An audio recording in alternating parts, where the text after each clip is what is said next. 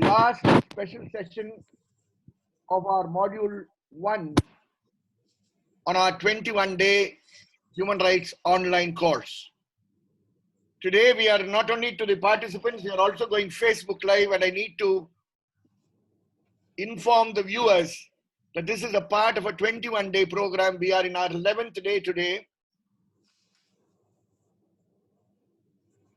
We have in this module looked at the definition of human rights in as detailed manner as possible. We have not done courts, we have not done national and state human rights institutions, we have not done international UN mechanisms, which we hope we will do in the modules to come. But we have gone into depth in understanding what right to life really means, what right to equality means, liberty means, and dignity of the individual means. You had some of the country's best human rights women and men activists possible. We are grateful to all of them who have come. This last session, we decided will be a special lecture where we will have somebody we all have been watching at very close quarters, and that is Usha Ramanathan. Usha, we welcome you. Thank you. Permit me to introduce you. I know you get a little embarrassed when I do these things. I will do it very carefully. She's a lawyer who studied in the Madras Law College. Yesterday, you don't belong to these WhatsApp groups, but in one of your WhatsApp groups, there was a little newsy item that went about you, your marriage, etc., etc. I got it from one of your good friends. But she went into law-related research, and I'm insisting on this because there are a number of law students here. And you may like to carry on a conversation with her about what law-related research is, and works on the jurisprudence of law, poverty, and rights. She researches rights and speaks on issues that include the nature of law, Bhopal gas disaster, mass displacement, eminent domain, manual scavenging, civil liberties, including the death penalty, beggary, criminal law, custodial institutions, the environment, judicial process, etc. That's a lot. She's been tracking and engaging with the Indian National ID Project and has written and debated extensively on the subject. She spent several years doing this, and the results we have seen through judgments of the Supreme Court. She's been writing and debating issues of technology and the human conditions of freedom and liberty over the years. Her work draws heavily upon non-governmental experience in its encounters with the state, and she did a 6-year stint with the Law Journal Supreme Court cases as a reporter from the Supreme Court and engaging with matters of public policy. A regular speaker at various universities, the National Judicial Academy in Bhopal, the Delhi Judicial Academy, to address judges on various issues of law and poverty and on technology and the law. She's a very, very informal person, very informal. Hold on. I've lost my screen.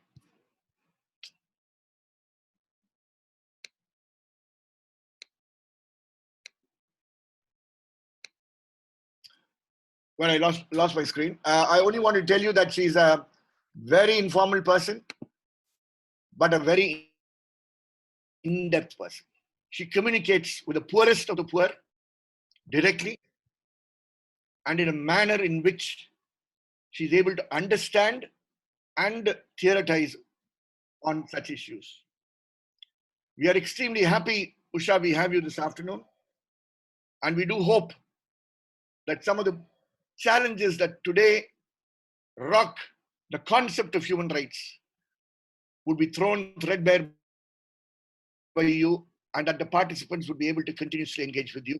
We are sure that we have gone live on Facebook. And we hope that many others would also be following your lecture today. Over to you, Usha.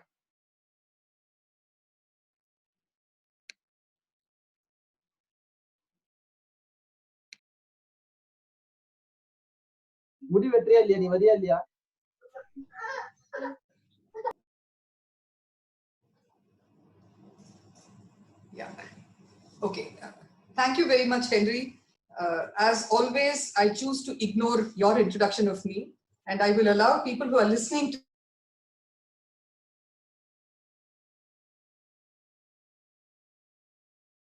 Can you hear me? Now, yes. I'm just going to set out some of the issues.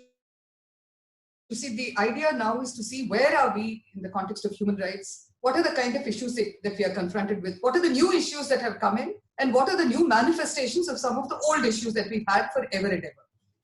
And it's, for some of us, it was important to understand from the beginning that the idea of human rights becomes important because there are people who are weak and people who are strong, and to acknowledge and to learn to see that this strength and weakness is not something that is natural and inherent in ourselves, but that systems create this. So weaknesses and strengths are produced by systems, by policies, by relationships between the state and various entities, by various kinds of economic centers of power that are, that get created. A classic example, and for those of you who want to go back and see this film, you should see a film called The Corporation. It's a documentary.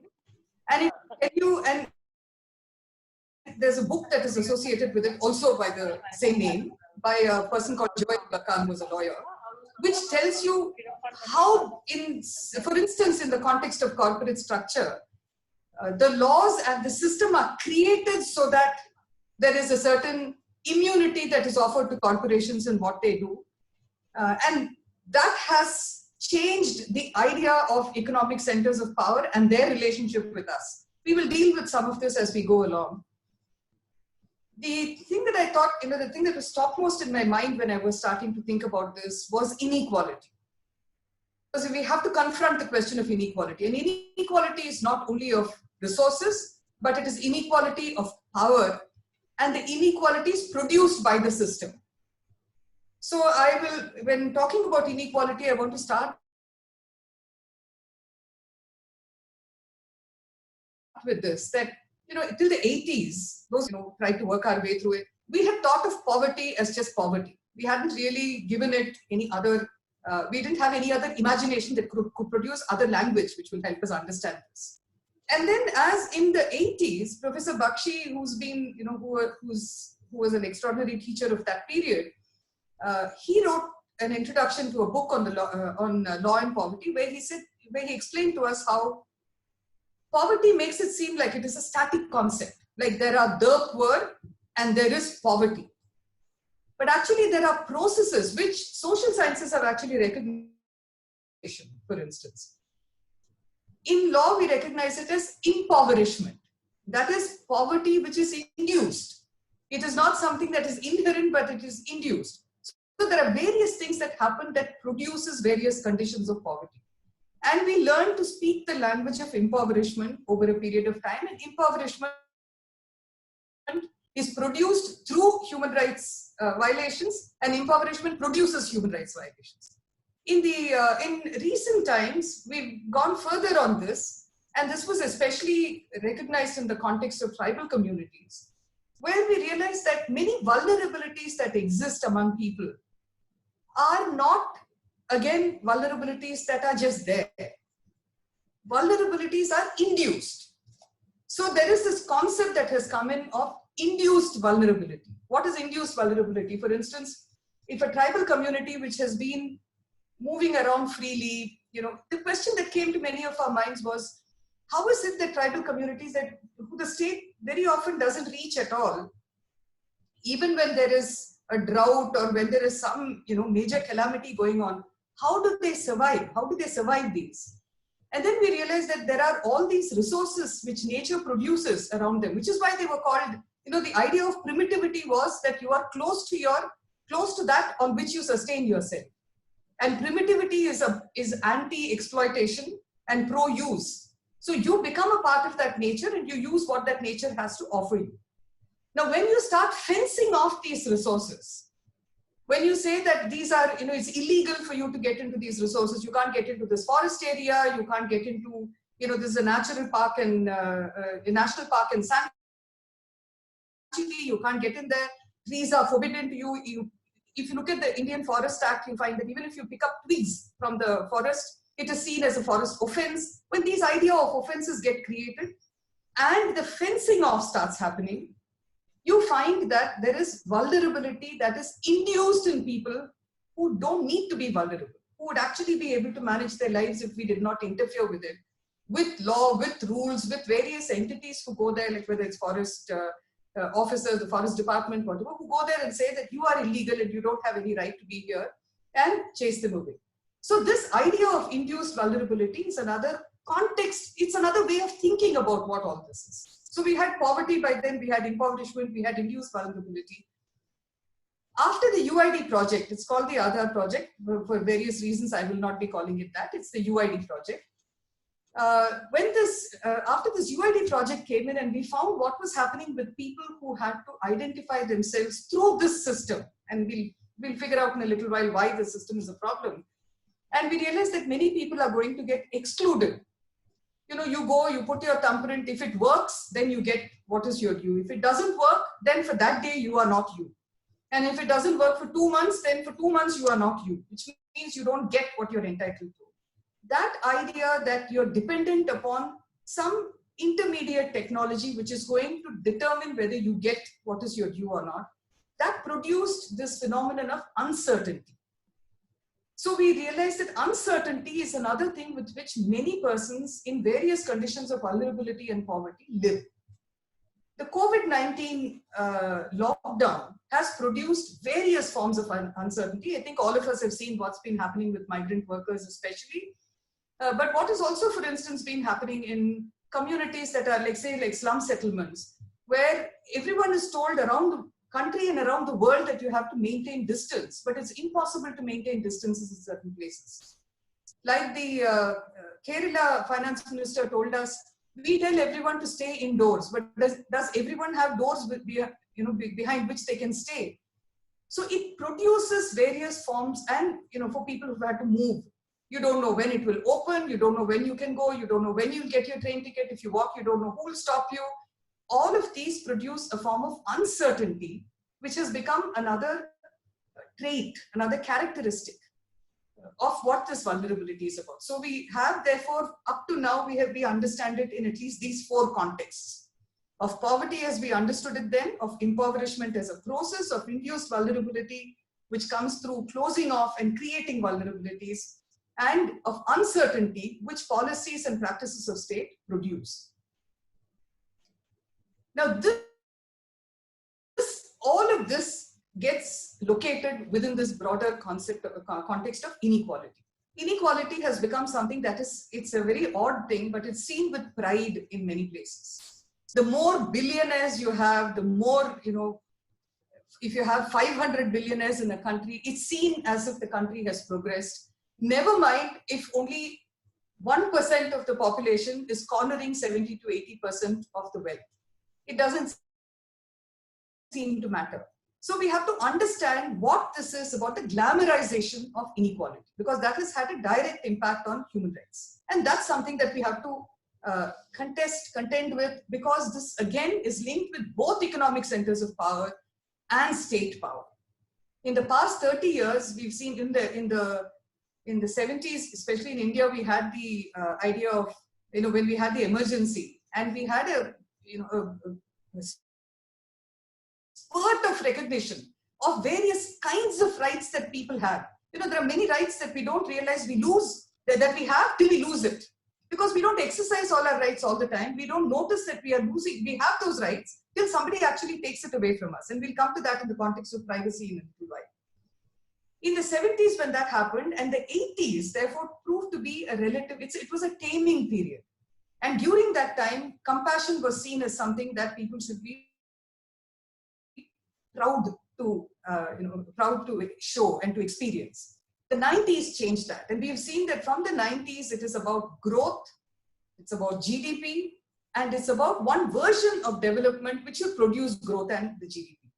So if people get left behind, it doesn't matter so long as the country can go ahead. So we see this distinction, diversion come between the country and the people. And over a period of time, we find that there are other notions that develop. I'll just mention one now. All of you may have heard of the idea of the doctrine of eminent domain. Eminent domain, many of us who worked on issues of land know it as a doctrine that is relatable to land. And we know that, for instance, mass displacement of people happened because of this eminent domain principle. Now, the eminent domain principle in its original form said that, a state needs a certain amount of leeway so that it can take some private land to use it for a public purpose. So the larger common good allows you to take some land and use it towards that larger good. And you pay compensation for that land. So this was about private land taken for a public purpose on payment of compensation. The way the courts have spoken about this since 1894 and it's gone on is that ultimately the state has come to believe that all land in its territory belongs to it. Others can have access to it and to use it. Whenever the state wants, it can take it back. So a lot of the planned development of cities, creation of national parks and sanctuaries, taking over lands and using it for mining, deciding what will be done with forest areas. All these are things that has come within the broader notion of eminent domain. Now, this idea of eminent domain has gone beyond land. It's moved into water. It's moved into mineral resources. It has moved into the forest. And increasingly, we are finding that we too, that is the human beings who inhabit a place, and what we have with us. So during demonetization, we saw that it had to do with the money that we had. And during the UID process, we had, and what we have now, which is that you have to report to the state and hand your data over to them, whether it's biometric data, demographic data. So this has produced something that is, so this is a new manifestation of eminent domain, where the state says, you are a member of this state, and therefore I have a right to everything that you have. What is yours is mine. When I ask for it, you have to give it. Which is why if you look at the latest data protection law, the state is exempt from all the rules because the state owns us. Now, this is completely converse to either constitutional law or to human rights law. So it's a whole way of thinking that we now have to work to dislodge. This is the place where we are today. Which also explains why when the state thinks it's all right to have inequality of a certain kind, because that inequality is necessary for the country's progress, people then have to take a backseat in this. So this idea of inequality, this idea of eminent domain are things that we need to keep in mind, because these are, conceptually, these are the kind of things that we are faced with today, and we have to be able to deal with it. In this, there are some phenomena that have survived through time. The question of land, who owns land, who has access to land, what does land do? The battle over land has lasted forever, which is why you'll find that regularly, routinely, so much of our human rights jurisprudence is developed around the state taking away land in a way where people get affected. It's taken till 2013 for an acknowledgement by Parliament that when land is taken, it is not only the land owner or the person who has a legal interest in that land which they can show who get affected, but also large masses of people who are connected with that land in one way or another. In this country, like it shouldn't be in any other country. See, in America, it was different because they colonized the whole territory. Here, it's not like that. Here, we've been here for years and years. And when they colonized, they did away with the Native Americans. So they didn't acknowledge them as being people who had any entitlements there at all. You haven't yet been able to do a thing like that here. I mean, every once in a while you see a move to take away Adivasi land, and you know what the implication of that is. You find that land is an area, and it's amazing that after all these years, you have groups working, you have many people working who are collecting information and putting that up. We have websites being created called Land Conflicts Watch. And when you go to that website, you'll find the number of pins that are stuck everywhere to show where all the conflict is. It's across the country. And if development happens while people are conflicted with the state, there is something wrong with that model of development. And that's something that we have to learn to address. The second thing is that this idea of resources. What is a resource? And how do you treat these resources? So that's another area over which we've had many battles. And the third is labor. It's fascinating, in the recent announcements by the government, they've said that among the four things that they're going to deal with is going to be land, labor, and law. Now, human rights does depend to quite an extent on how law gets constructed. I want to give you just one illustration. You know that in every city there are, and in many places, not only in cities, because wherever they want to take over land, whether it's for a linear project or a development project of whatever nature, land gets taken over and people's houses are demolished. In urban spaces, it becomes easier for the state because they say all the slums, squatter settlements are all illegal. That which is illegal does not have to be given the space at all. So it's easy for them to say that we want to demolish it. Now, as a human rights person, how would you address this question within the law? You find, and I'll give you Delhi as an illustration.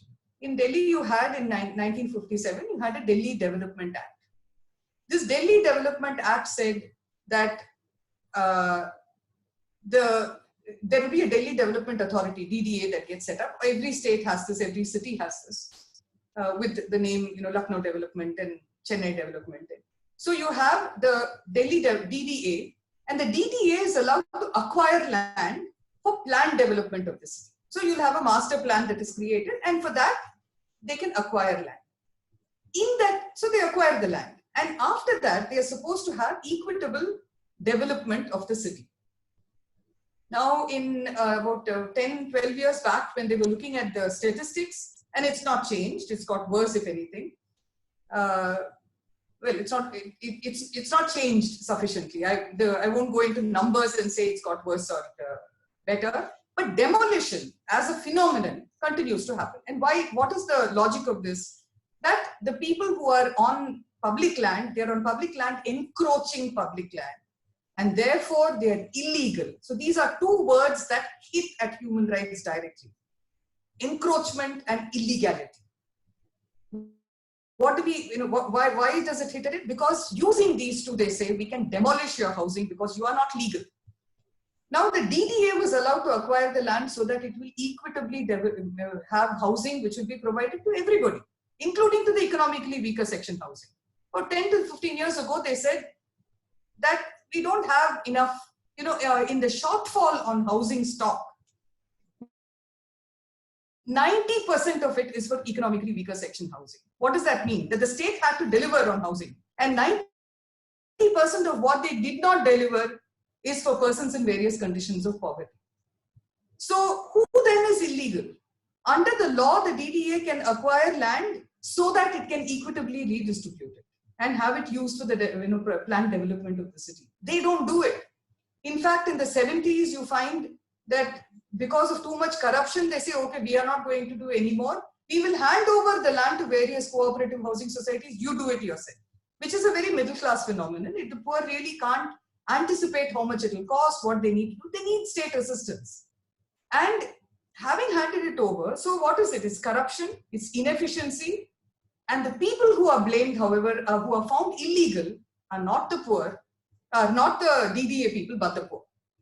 So this idea of encroachment and illegality is one way through which we've hit at the rights of the poor time and time and time again. So this idea that you can demolish because they are illegal and because they are encroaching is a phenomenon that just has to be taken out of our lexicon altogether. It should not be there. Added to this, we've seen one phenomenon emerge, and I'm moving on to the next now, which is that, it's one of those interesting things where the state says that law is made so that it can impose it on other people. But the state itself is not bound by the law. It's an extraordinary assertion, and it's an extraordinary way of functioning where, see, ultimately the state in its, in its legislative avatar, the state makes the law. Then the state having made the law, the executive, which is another arm of the state, will have to enforce the law. And the judiciary, which is relatively autonomous, which is not altogether autonomous, but which is relatively autonomous, that has to then ask the state to continue functioning and to make that law work. Now, for many of us, the law is important because it limits the power of the state on what it can or cannot do. And if it goes beyond that limitation, then we can take it to a court, we can ask for the law to be struck down, whatever. But if the law, if the state says that I am making the law so that I can impose it on you, but it doesn't apply to me, then what is the value of that law for us? Is law just a tool of oppression of people, or is it something which will tame the powerful? This is a question that we just have to ask, because very often human rights people go asking that a law should be made on a certain issue. When we do that, we need to understand what the nature of law is. We also need to understand whether the state is of a kind which will be willing to allow that law to apply to itself. If that doesn't happen, that's our first battle. Then I'll move to the next subject, which I just have to deal with because there will be a certain amount. This is one of our most recent and technology. Technology is one of our most recent, one of the things that's got into our lives, which started off by being so exciting. I remember in the first decade of this century, everybody wanted to walk around with a mobile phone, wanted to be seen with a mobile phone, wanted to receive a call in the presence of other people because it was just the thing to be.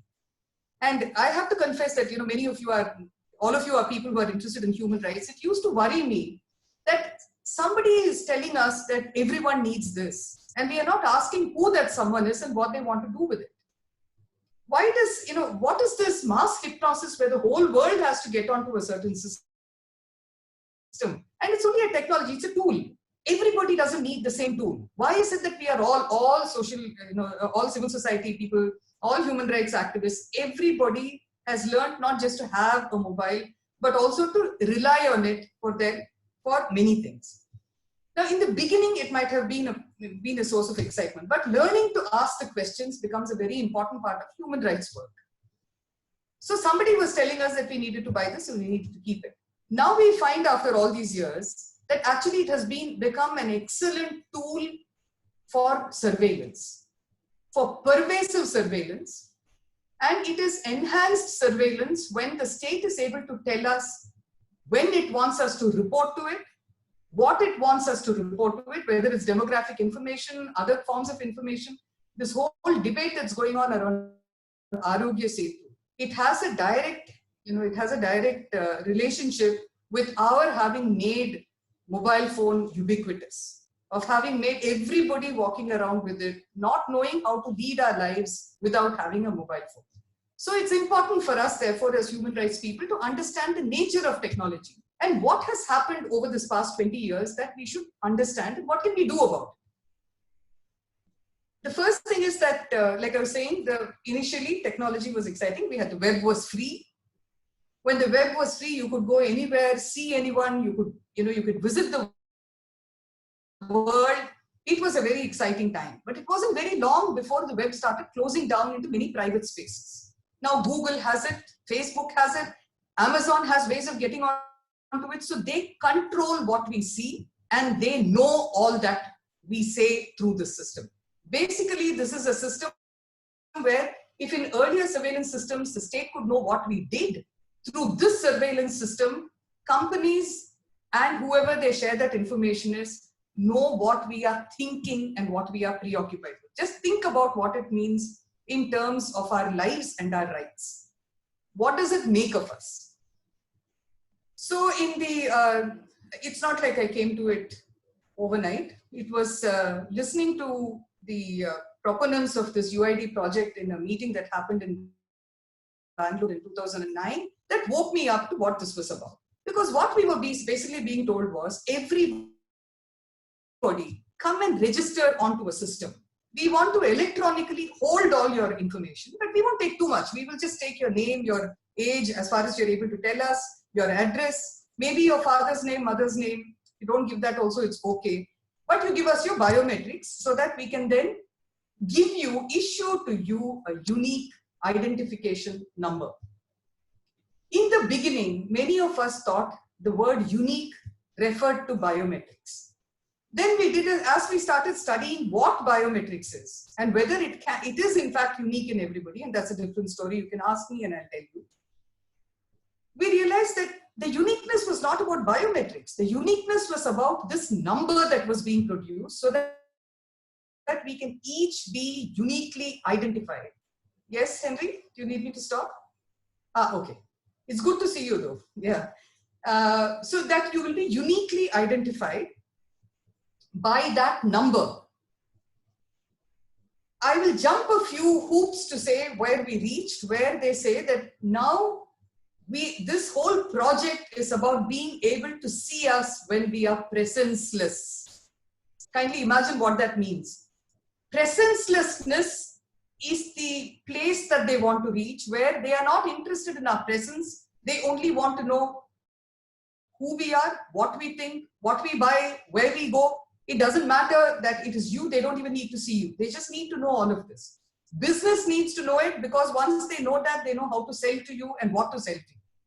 The state needs to know it, because the whole, this technology world has now become about control.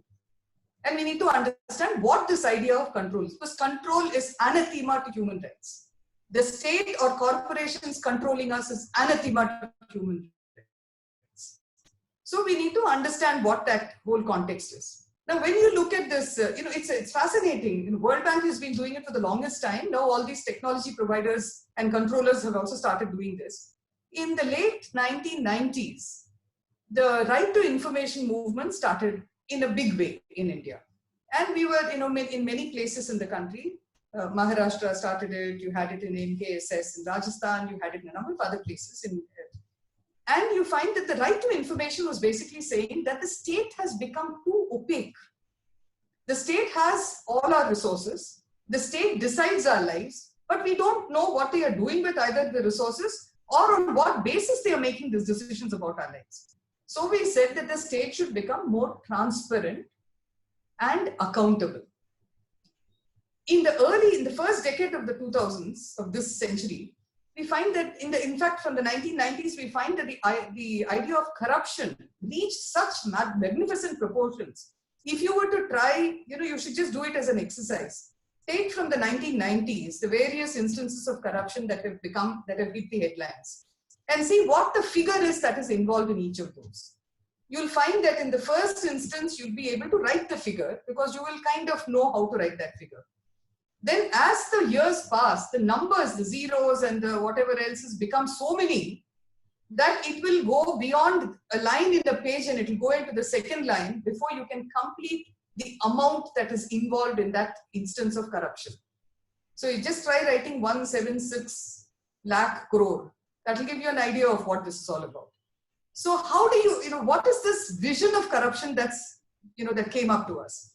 If you look at this period, say the 20-year period from 1990 to 2010, almost every case of corruption, case of massive corruption, involves three parties: the political establishment, the bureaucracy, and a corporation. And like it happened with Satyam, it is also corporations that are dealing with our data, that are dealing with our lives, that are dealing with all of this. Now you find that in 2009, they start a project using the same, initially it was just saying, there are some poor people who don't have IDs and we are giving them an ID. But very quickly it shifted into saying, there is too much leakage in the system, there is too much corruption. We are going to stop corruption through this. So who is going to stop corruption and control it? the bureaucracy, the political establishment, and the corporations. So the same people who we ask that there should be a right to information to monitor become the people who want to hold our information to monitor our lives. This is called appropriation. It's appropriation of a public discourse, it's appropriation of a public cause, and we didn't know how to stop it, so we let it happen. And that's been one of the things that the human rights community has perforce to engage with. We cannot, we cannot really walk away from it because it's too significant. In this process, the first stage was digitization. The first time digitization came, they will keep throwing this at us, so we need to know this, that for railway booking, railway reservation, that's where they started digitization. There was a certain amount of anxiety in the beginning that it would throw workers out of work. And ultimately it turned out to be a system that worked out reasonably well for everybody.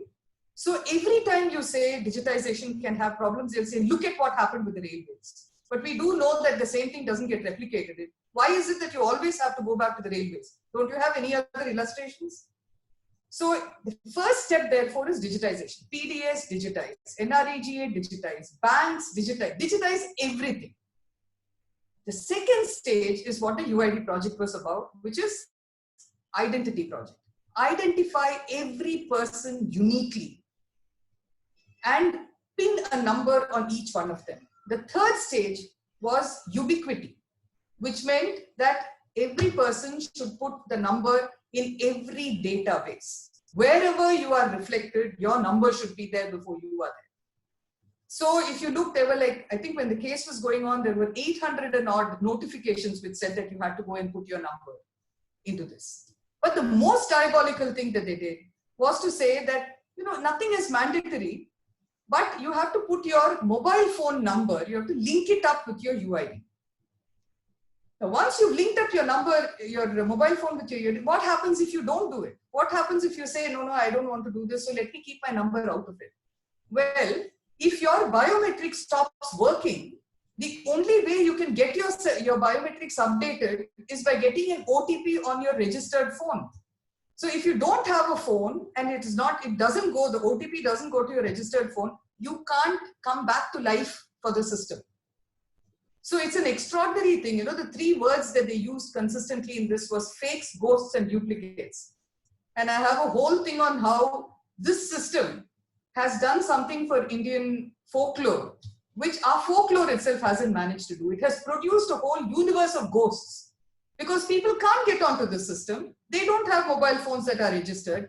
It is an anti-poverty measure in the sense that it will exclude them and it protects their, while taking away their socio-economic rights, it preserves their right of anonymity. What will I do with anonymity without the rest of it? I need all my rights.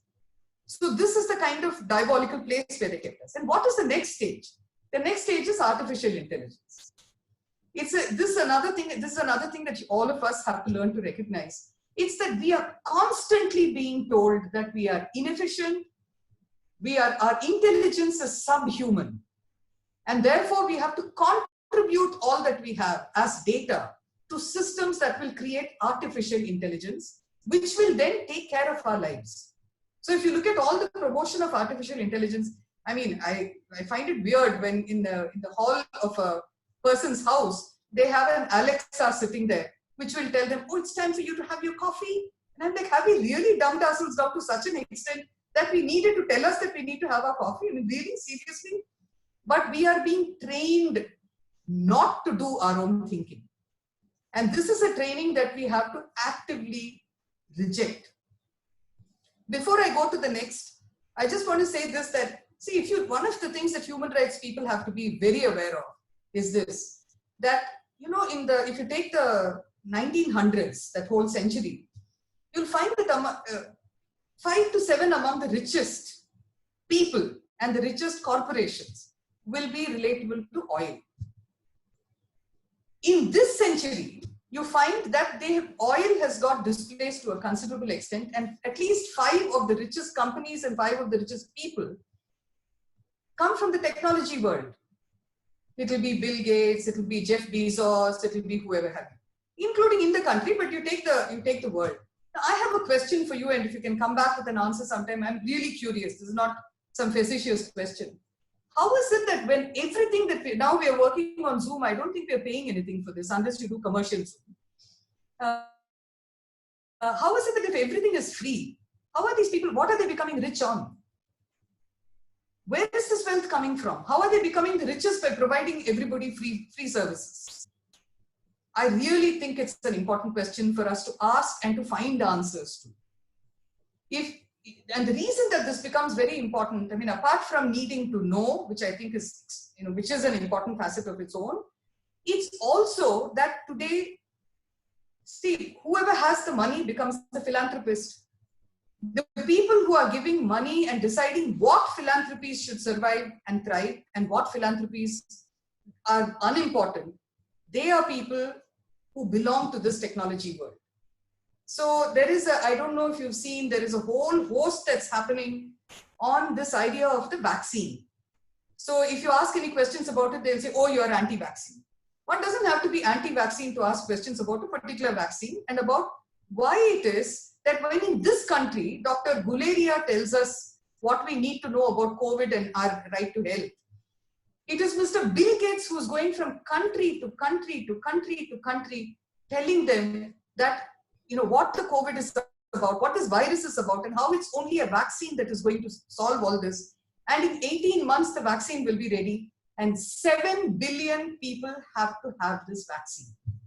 7 billion is what? The whole population of the whole world.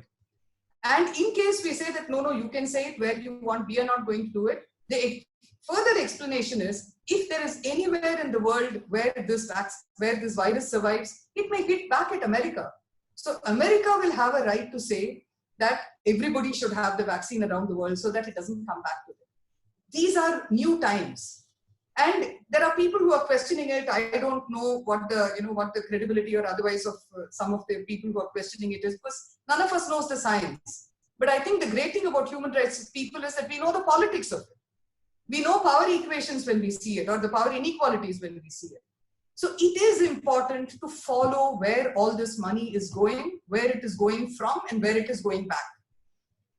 It's also important to realize that money doesn't always get spent to get further money. It will come, that will be there. But money is very often spent for something that they think is right. Unlike oil companies, you'll find that technology companies are not dealing only with technology. Technology majors are saying that they want to deal with health, to deal with education, and to deal with money, not just as making money, but also deciding how money will move around the world. The cashless, this idea during demonetization of cashless, the idea of cashless is something that is being pushed by technology majors because they want us to leave digital footprints which they can then follow. This is called, and in China, it's called the social credit system, where it will follow to see what you spend on. Are you profligate or are you, thrifty? What do you say to your friends? Are you, are you the kind of person they can rely on, that you won't be anarchic? Do you behave well? And then that will decide whether you can travel by plane or you can travel by second class or third class, or whether you can move from one place to another. These decisions are going to be made by states with the help of corporations. It may sound like science fiction, but I want you to know that the science fiction has arrived. It is enough when they say you can't get into the country without Arogya Setu. You can't fly without Arogya Setu. You can't get into a train without Arogya Setu unless you're a migrant going into special trains. Why? The migrants in the special trains are not important for us. Then why is it that that's okay? Because you want to track those people who are trackable. Arogya Setu, people who don't have smartphones cannot be tracked on Arogya Setu. So it is a class kind, so you track the poor through NREGA and through PDS and all the rest. You track the not poor through the other kind of devices like Arogya Setu. So when they say contact tracing, as human rights people, we know what contact means and we know what tracing means. Just think about, it's not, a state doesn't have to be a bad state for us to worry about this. Nobody should have this kind of power over any other person. That's the fundamental thing. Do you want me to pause for a bit now, or shall I go on a little longer? I was hesitating so much to stop you. Maybe one or two questions, Usha, and then I hope I don't stop your flow. And then you'll have another half an hour after that. Sure. Yes? Rajwell? Who's there? Yeah, I'll ask a question. Okay. There are two specific questions with regard to what you were speaking. Now, what is the legality of this Arogya Setu Act? Now it's being made mandatory everywhere. And the participant also asked, with regard to South Korea's claims to have successfully contained COVID through such surveillance there. That is one question. Second, very much in the same line, like there was this case about Facebook Cambridge Analytica, where people's thoughts were controlled and used in deciding election results. Is there any law in India to regulate this and prevent such incidents from happening? Just these two at the moment.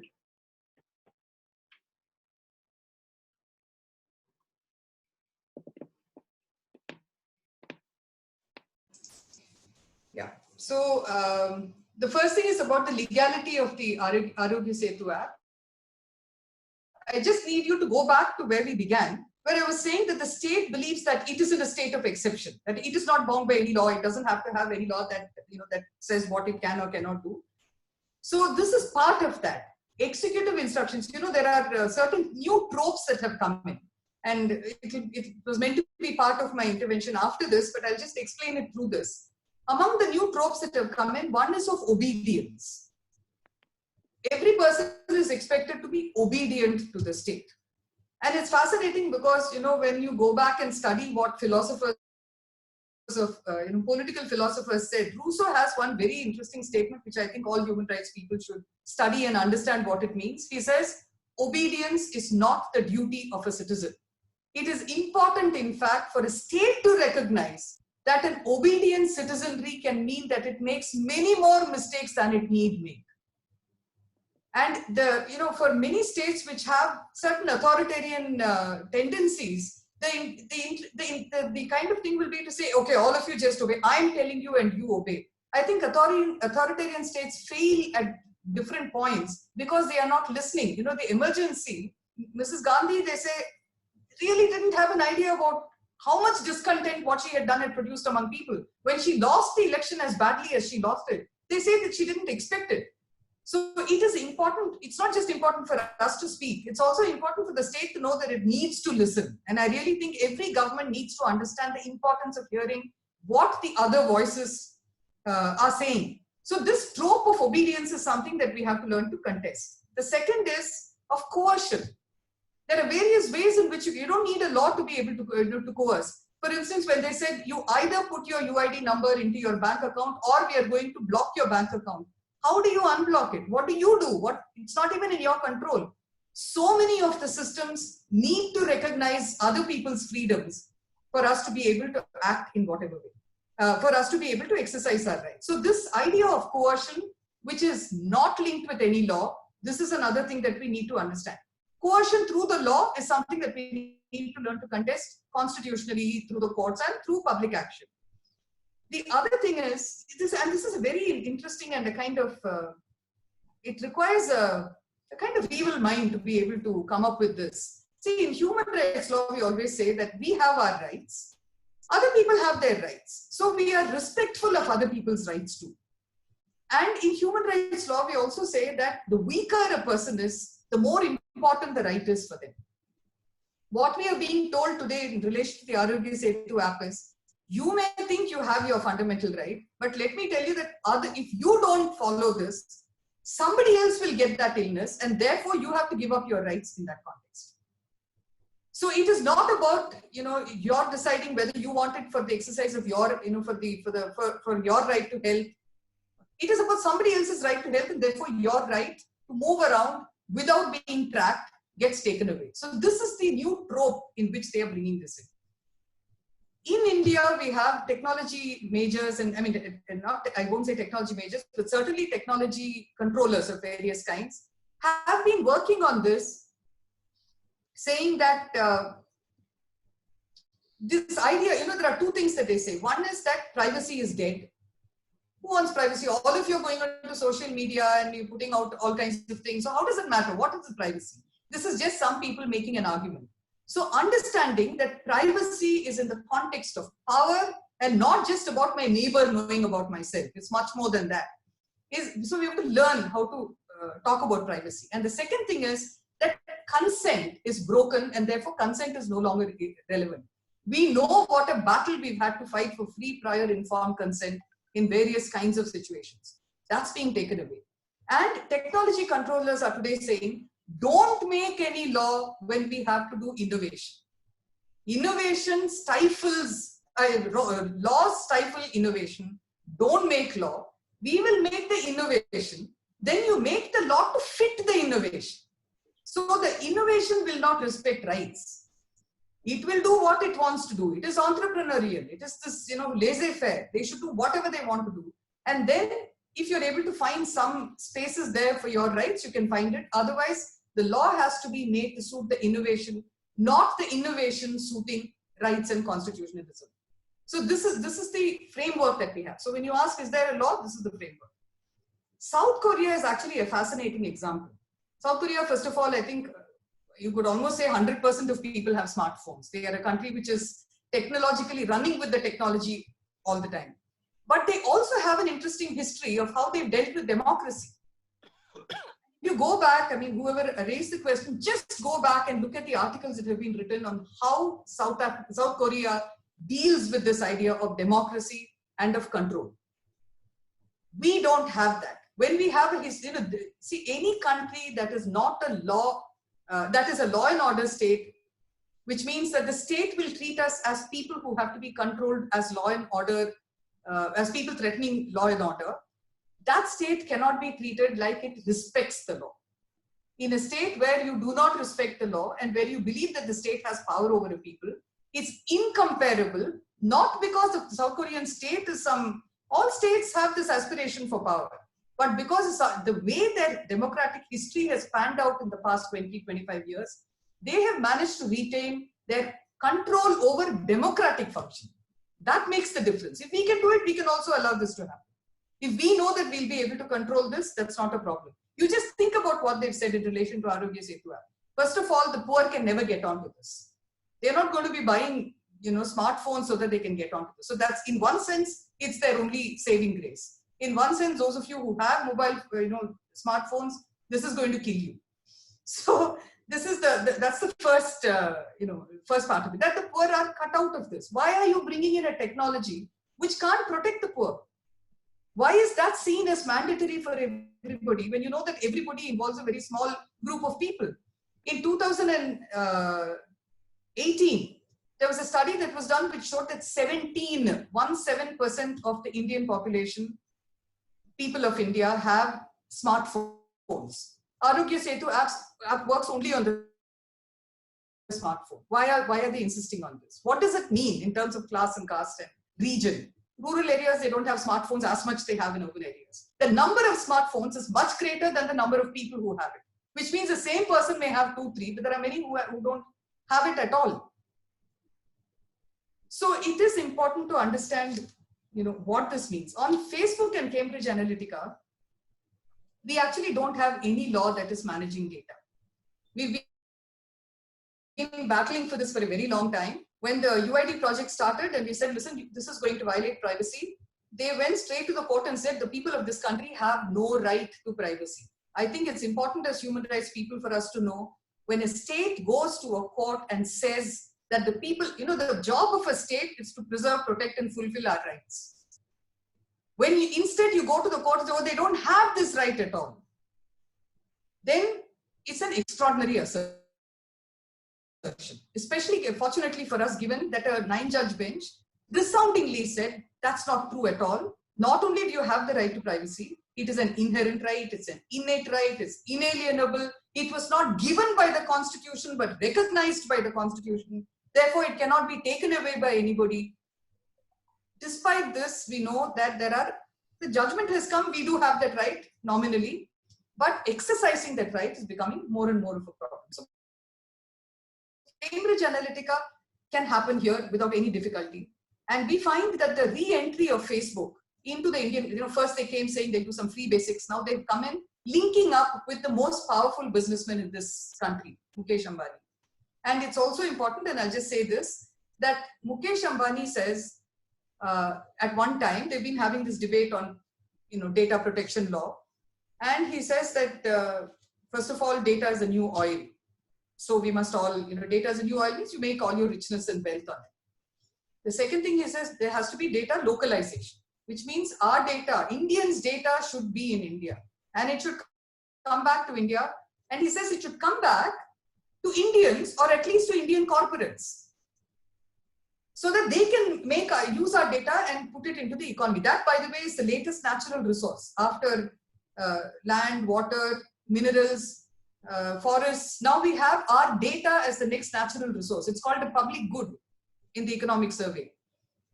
So now, having done that, he says, keep it here, and then he brings in Facebook, which is questionable in so many ways. And none of those questions have been resolved.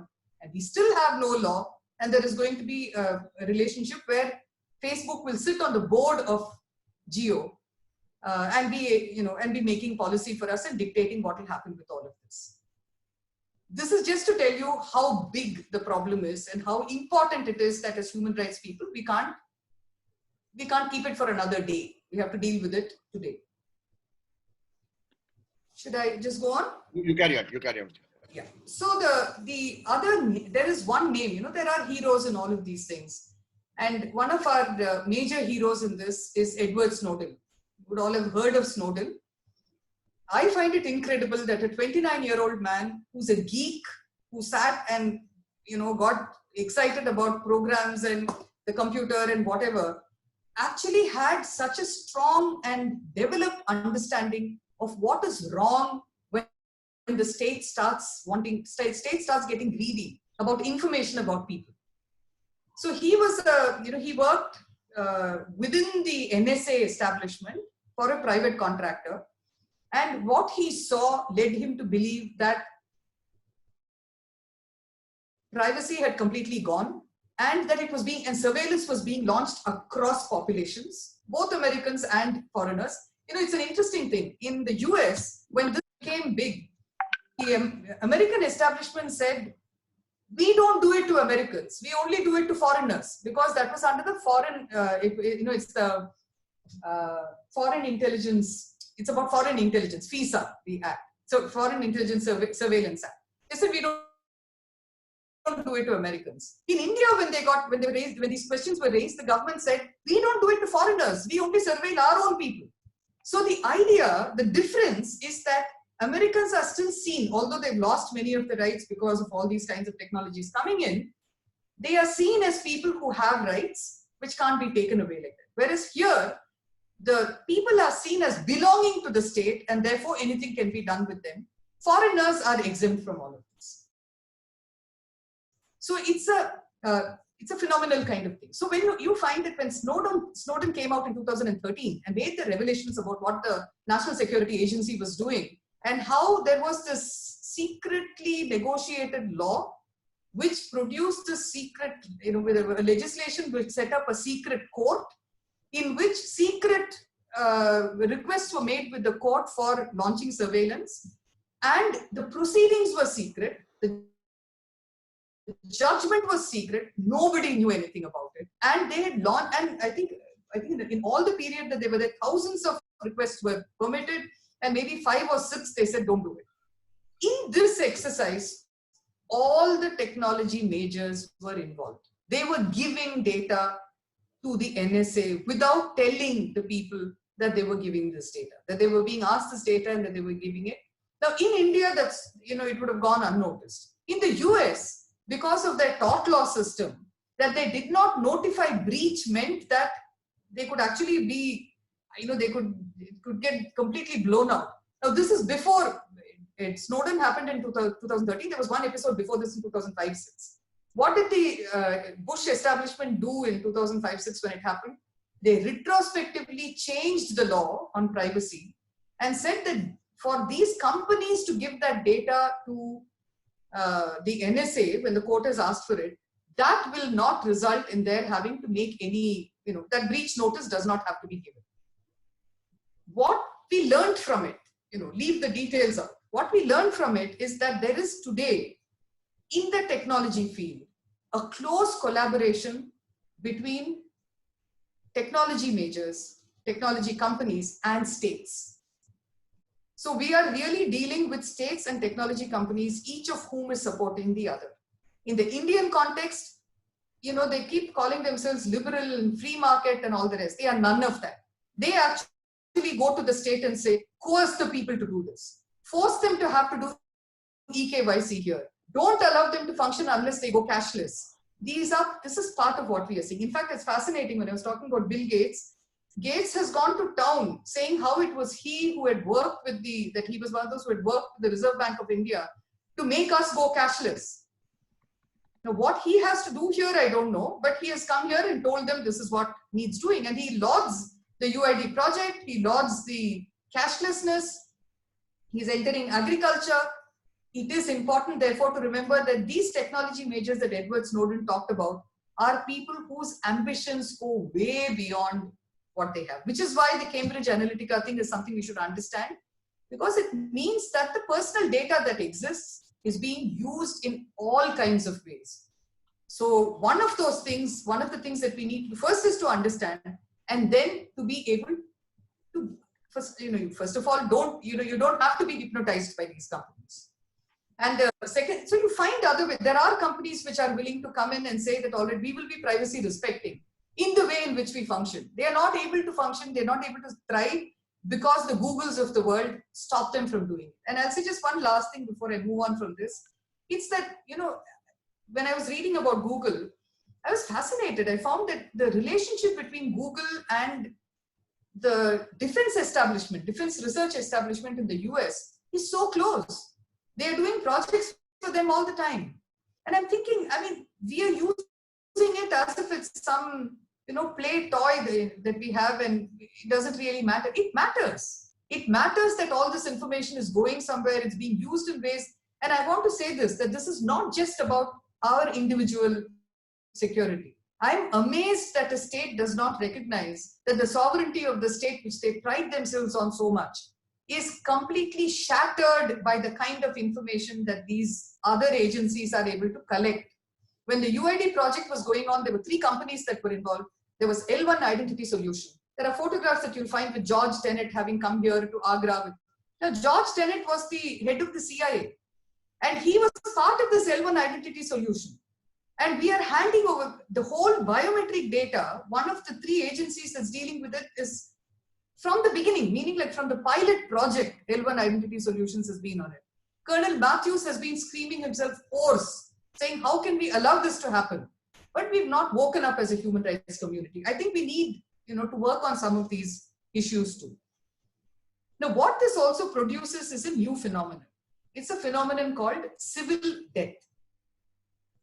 It's happened in other forms at different points in time. This is in the form in which it is now, this is a new phenomenon. What is civil death? Civil death is, if this is a country where we did not have IDs as a necessary thing. If you went and you had a need and, or they would come and verify that you have a need, and that's how it worked. Now we have 2 phenomena happening. One is this thing called disintermediation. And as human rights people, where we say that the job of the state is to help fulfill the human rights aspirations of people. If the state has to do it, the state needs administrators who will do the task. But the technology majors have come in and said, or technology controllers have come in and said, when administrators go to the field, if you have a Tahsildar in the field, or you have a Adangal officer or whoever, or at any stage, at any level, you find that it leads to corruption. So how do you deal with corruption? Nobody will go to the field. It'll all be done through MIS, Management Information Systems. You sit behind your computer and you look through it, the data will come there, and that's how you know your people. If you look at what happened this time, you'll find that only the states where they have not allowed this disintermediation, that is, the administrator was an intermediary between the state and the people. that has got broken. The chain has got broken because technology wants to take that place. If the administrator is on the ground, then this technology gets questioned at every stage. So in that pulling back, in that disintermediation that has happened, you'll find that in many places, you wouldn't have found administrators on the ground. That is no longer their training.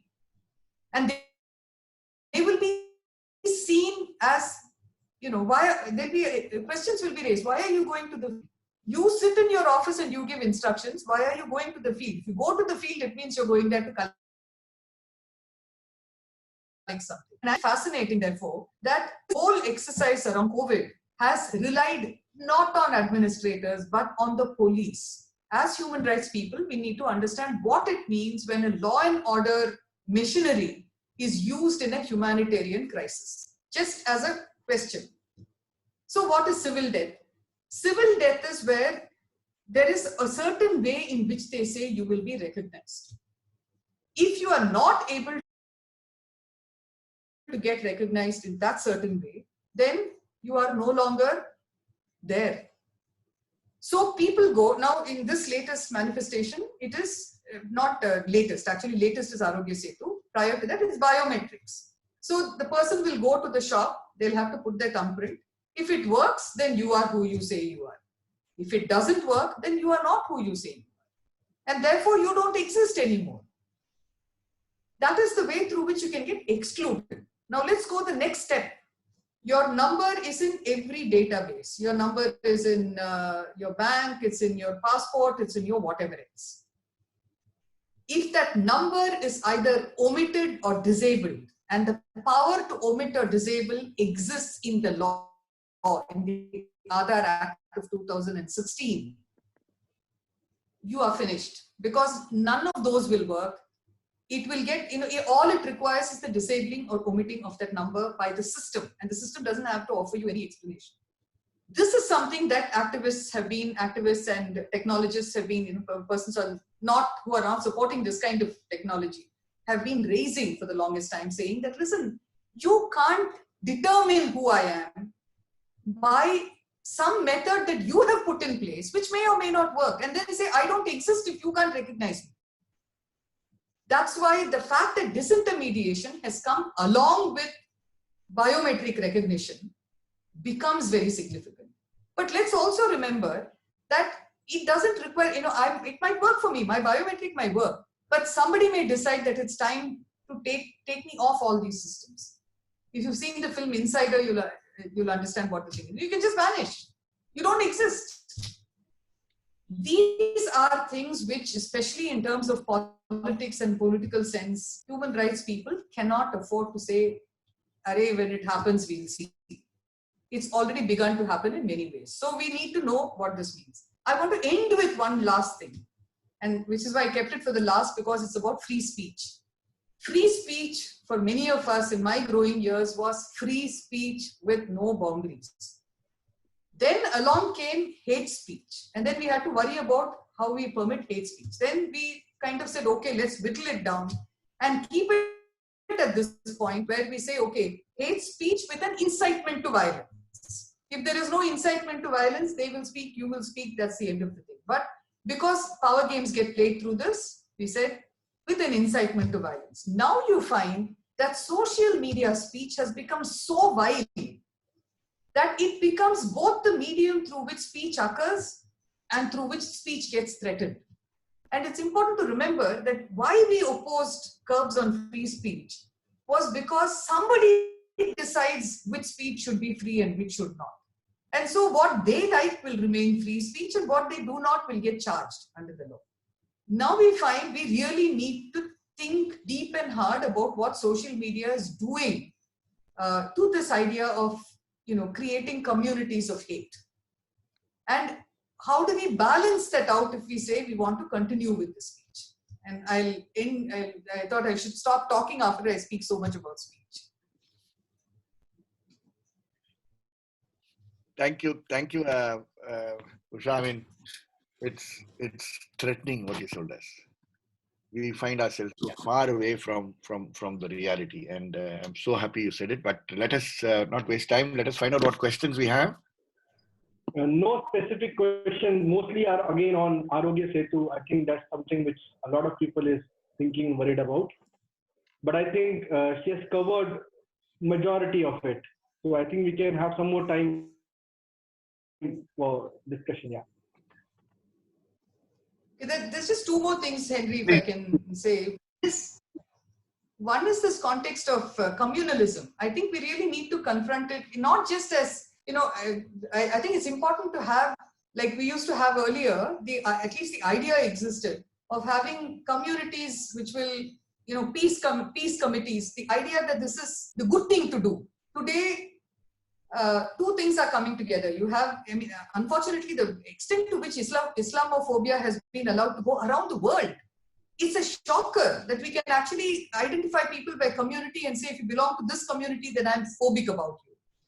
So human rights communities do have to work really hard to find language which will completely change the discourse. And I say language with a reason. When we were working on this UID project, one of the books that kept us, one among a few books which kept us really pinned was 1984 by George Orwell. We all know about Big Brother part of it. But there is another part of his of that story, of that book, where he talks about a thing called newspeak. And I think as human rights people, we also, it's a very good thing, very good way of understanding this. Newspeak, he says, Big Brother doesn't want you to know all language. If we know the word anarchy, then we may be anarchic. Just think about it, if the word father did not exist, how would we identify the person who we think of as father now? So the production of language. So what they said was, if you have good, you won't have bad. You'll have good, you'll have beautiful, you'll have wonderful, and you'll just have not, if you want to say the opposite. So the image that comes up in your mind will not be of bad or of horrible or terrible. It will be of not good, not wonderful, not whatever. So I found as a woman that in the 80s, people used to keep saying, you say dowry prohibition, women are getting beaten up in their homes and burnt and whatnot. It's only being done by other women, so why are you complaining to us? And it was when one word was thrown in our midst that we understood what was happening and how to talk about it. And that word was patriarchy. I think in human rights too, we need to produce the language that will change imagery. It can be a powerful tool in the hands of human rights people, because goodness is linked with human rights. And we need to produce the kind of language that will communicate this goodness beyond where it is now. And the last thing is on impunity. See, impunity, which we learned through the International Criminal Code, is about mass crime. It's about states supporting mass crime or itself perpetrating mass crime. That was one. Now we find that increasingly states will declare some people to be illegal and criminals and having committed criminal acts, and other people who've actually committed criminal acts not to have committed criminal acts. So the classic one was when Akhlaq was killed. They went to see not whether the persons who had killed Akhlaq. They went to see whether what was in the refrigerator was in fact beef or not. So what constitutes crime and how does that further impunity? So this impunity and vigilantism, impunity and hate politics, these are all linked up. And we need therefore to have a further, as a human rights community, I don't think we've done it in the context of terror laws, for instance, but we've not done it in the context of our regular functioning of law and order. So one way, and the other reason I think that there has been a sliding in the human rights thing has been because many systems have not worked. The policing system, for instance, a police system is not supposed to be acting at the behest of a master. It is supposed to be acting on, at the behest of the law. So how do we bring those back? It's not, that's why I don't go along. Police reform is one kind of thing which some people do, but I really think it's about a whole, as human rights people, we need to reimagine the world. The world in which we are, if we try to fit ourselves in, that's not how the world goes. But having said that, I'll say that I do not believe in utopias. Utopia is a bad idea because my utopia can be your nightmare. So many people do have utopias, and those utopias are producing nightmares for us. So it's not about utopia, but about these values of human rights creating, allowing us to have another imagination.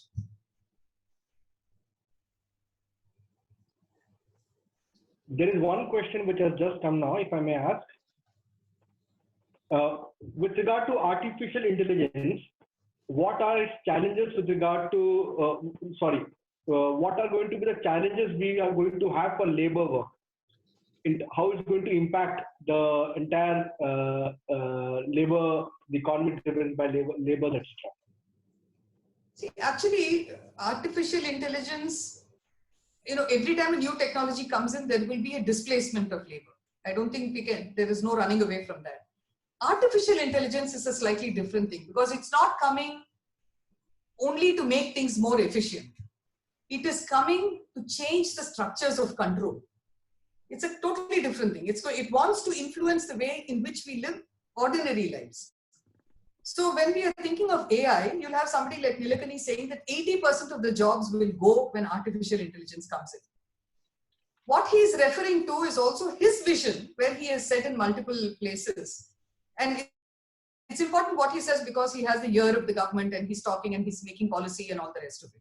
His vision has been that manufacturing is irrelevant and it's all going to be about services and financial services. So it becomes about money and about services and not about manufacturing. What this COVID-19, which is one of the remarkable things that has happened in COVID-19, among the phenomena in terms of poverty that we had looked at, was also this idea that we had noticed as human rights people that notions of dispensability, redundancy, and invisibilizing. These are three other constructs which had, revealed, which we had found over a period of time. Dispensability is where we feel that certain people are, first we'll do redundancy. In workplaces, in various kinds of places, they are redundant, they are no longer needed. Dispensability is the next step where we say that they are dispensable, we don't need the people themselves. Forget about needing them in a job. These are people, so you don't make policies for them because they are dispensable.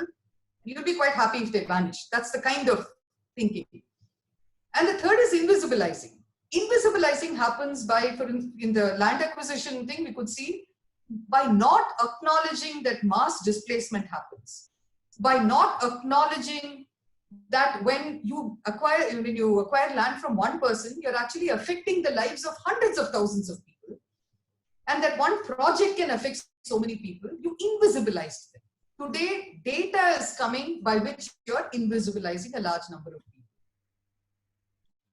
When artificial intelligence comes in, so they were looking actually to say that manufacturing is unimportant, so all these people are now dispensable.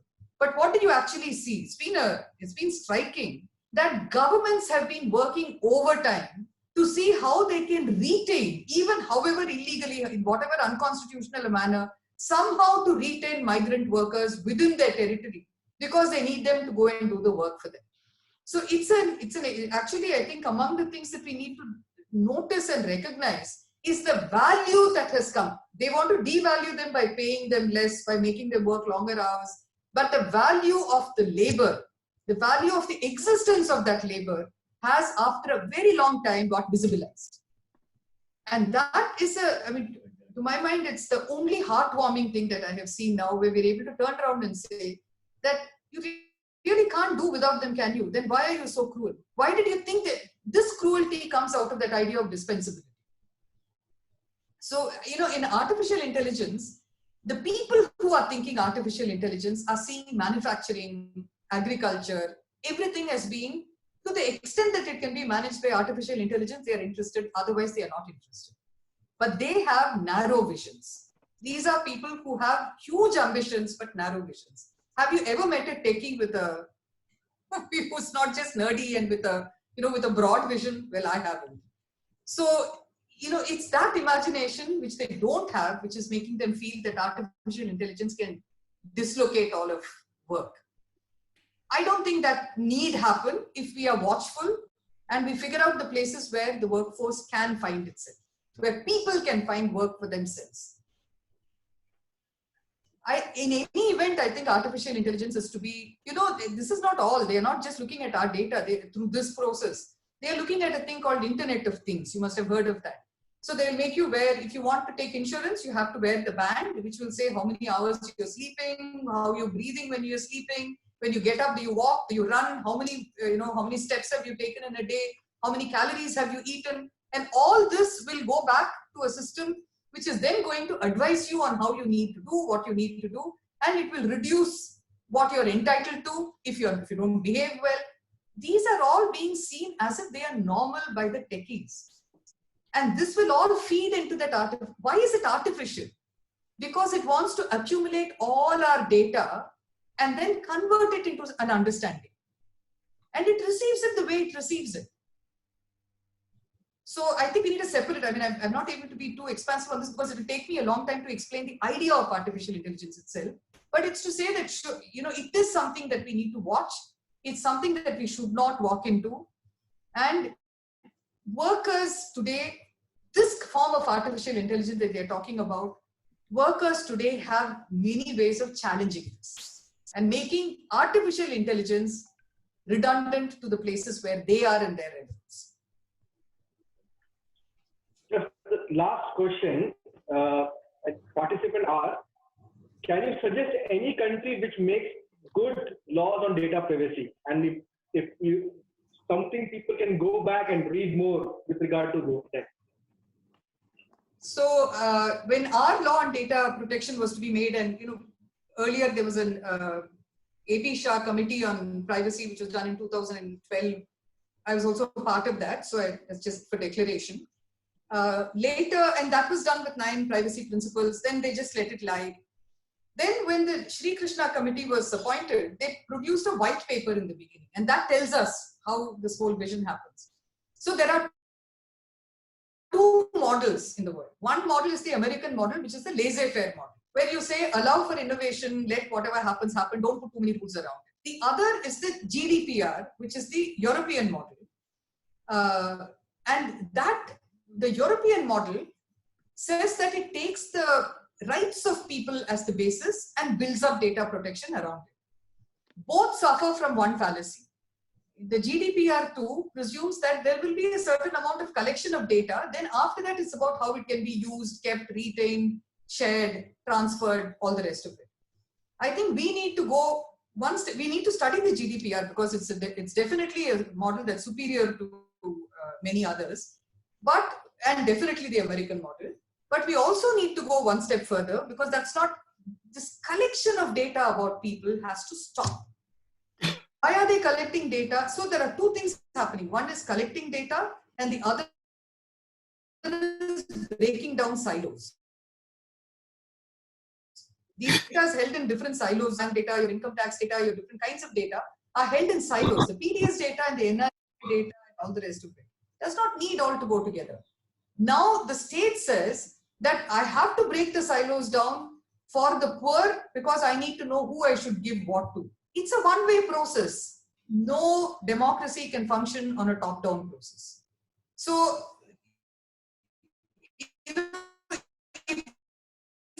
when we are looking at what kind of law developing at the GDPR, we need to remember that we are talking about collection too, and not only about what you do with data after you've collected. But GDPR is a good place to start. Okay.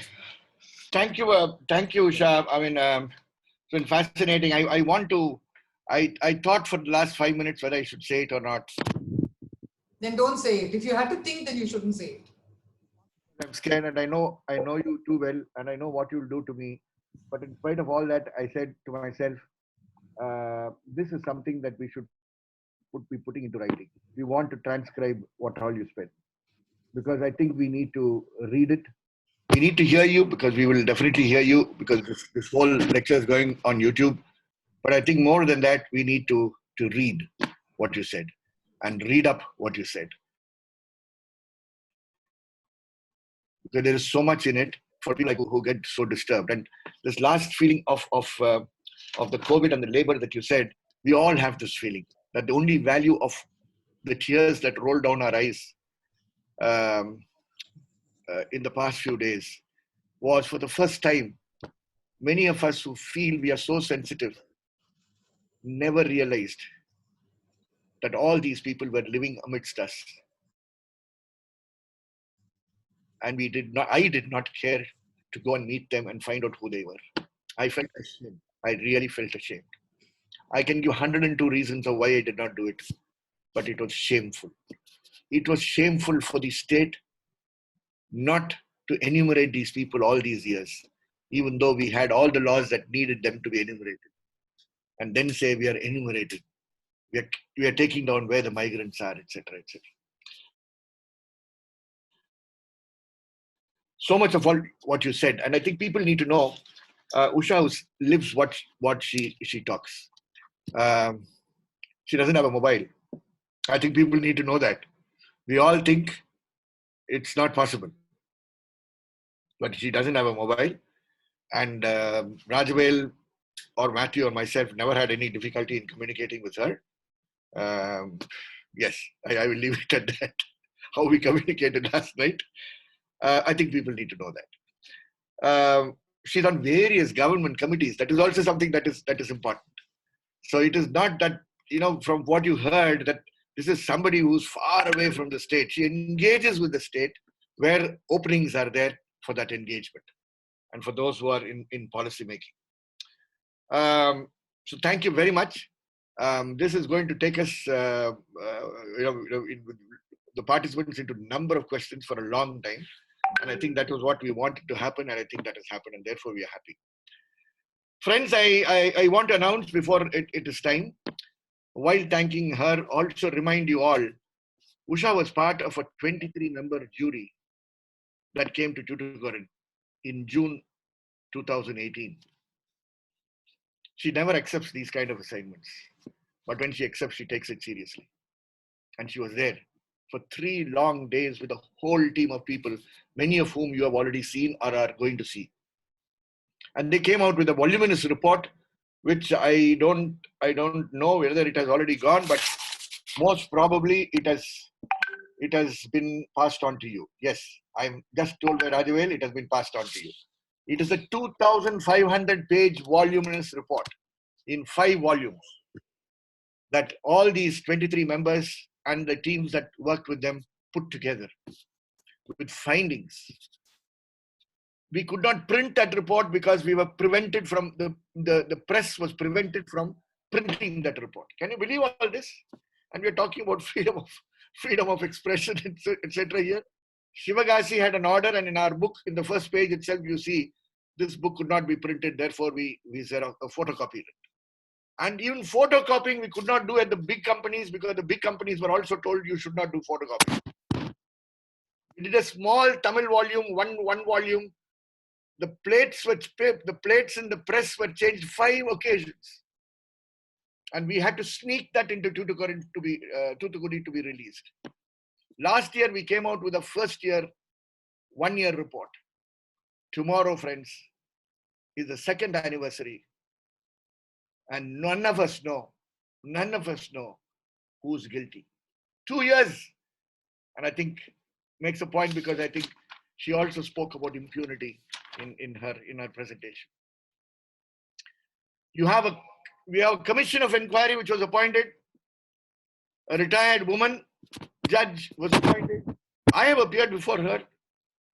I had to appear before her because this report had to be presented to her. I gave a 120-page affidavit. I was told that the state needed a lot of time to cross-examine me. They have not yet cross-examined me. There are about 600 witnesses who have been examined in the last 2 years. There are 500 more. So we need another minimum 1.5 years for examination of witnesses at the rate at which it is gone. One body gone. The CBI was directed by the government of Tamil, by the Madurai bench of the Madras High Court in interventions made by civil society actors, various parties, movements, etc. There were about 40-50 public interest litigations here. And the order was passed on the 14th of August that the CBI should investigate. They are still investigating. The 2 FIRs have been registered. No names have been revealed and made public. And then comes the white elephant. And I know my good friend Vrinda is hearing this lecture from somewhere. and this part of it, she will be very happy. They have closed the report. The case has been closed before the NHRC. Before 6 months were over, in October 2018, they closed it on the basis of the report of this EPS government, that compensation was paid, that Justice Aruna was appointed, etc. Friends, we want to commemorate this day tomorrow, and that is why I'm mentioning all this. There is a statement that people like Usha and all are going to look at tonight, and then tomorrow they will release that common statement, we hope. But we want the people of Tamil Nadu and the rest to say, we have not forgotten what happened on that day. And the rule of law demands that we know who the accused are and that they are prosecuted. And therefore, in this time, when the state, with its already announcements have been made that only the families of the victims can mourn tomorrow. People of Tuticorin cannot mourn tomorrow. The police have announced it in Tuticorin. We said, hang you. We are having a public meeting online tomorrow, friends, starting at 5:45 p.m., which will go on till almost 10 o'clock, when all the major political parties of Tamil Nadu are participating at slotted hours. And it is going Facebook Live on all the Facebooks of the political parties. We are hoping that a few lakh people will be attending the meeting. If we had a public meeting, we would have got 20,000 people. But if we go online, people are going to watch.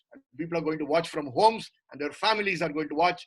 And all of us are going to condemn the government of Tamil Nadu, the CBI, the NHRC, the Justice Aruna Commission for not allowing us to know who are accused.